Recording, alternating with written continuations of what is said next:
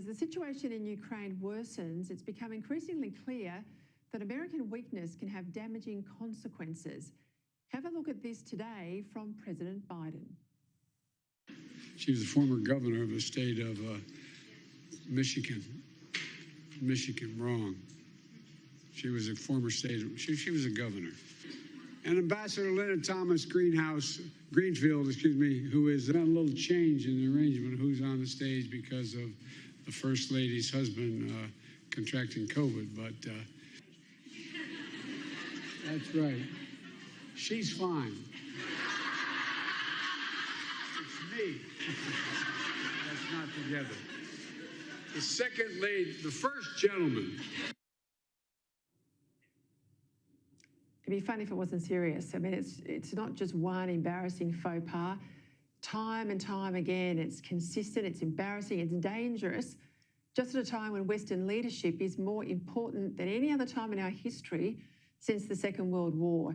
Joining me now to discuss this and a whole lot more around the world in international politics, my wonderful Wednesday panellist, Sky News host Cory Bernardi, and the Daily Telegraph's political editor and an outsider's stalwart, James Morrow.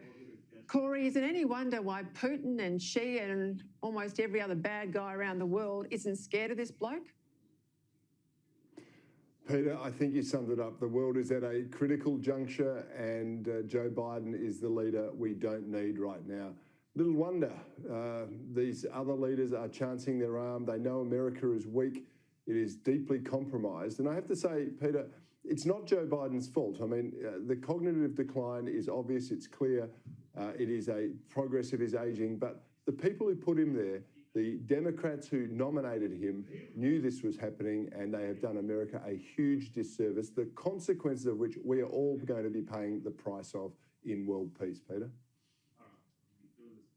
Well, we were talking about Mean Girls before, a reference to Kimberley Kitching. I have to say, sometimes the look of Biden, James Morrow, and I think of Weekend at Bernie's.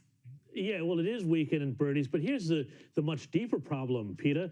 It's that, you know, beyond Joe Biden, there's not a very deep bench here. Back in 1938, 39, you had FDR, you had Winston Churchill, you had Charles de Gaulle out there on the world stage fighting for freedom, fighting for the West. Who do you have here? Joe Biden, and then if he goes, who is it? Kamala Harris? Seriously? I mean, this is a woman who just stands and cackles inappropriately at absolutely everything. She doesn't know where she is. She's north flank, east flank. Did you see that the other day? She is everything that they joked about what Sarah Palin would be as vice president, absolutely brought to life. She's Joe Biden's best insurance policy in the job. But as you say, no wonder that Vladimir Putin, Xi Jinping, all of the other bad guys, the Ayatollahs, they're all just sitting back and laughing and saying, we're going to take as much as we can while these clowns are in office. Unsurprisingly, and they are. Burns